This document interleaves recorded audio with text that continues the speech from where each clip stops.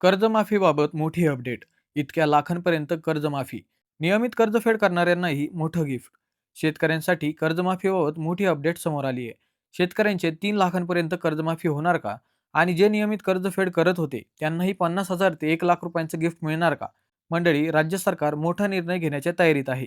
महायुती सरकारच्या कर्जमाफीत राज्यातील शेतकऱ्यांना 3 लाखांपर्यंतचे कर्ज होण्याची शक्यता असून त्यापेक्षा अधिकच्या कर्जफेडीसाठी मुदत देण्यात येणार असल्याची माहिती सूत्रांकडून समजली आहे.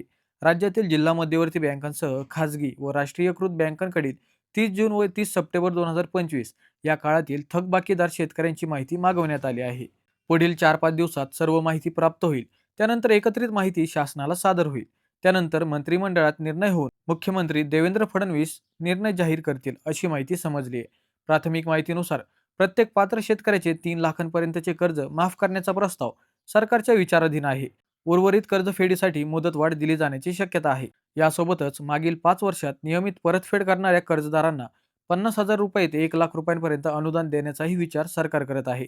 एकरकमी परतफेड योजनेत सहभागी होणाऱ्या शेतकऱ्यांना भविष्यात पुन्हा कर्ज उपलब्ध करून देण्याची तरतूदही केली जाण्याची शक्यता सध्या सूत्रांकडून वर्तवण्यात आली आहे.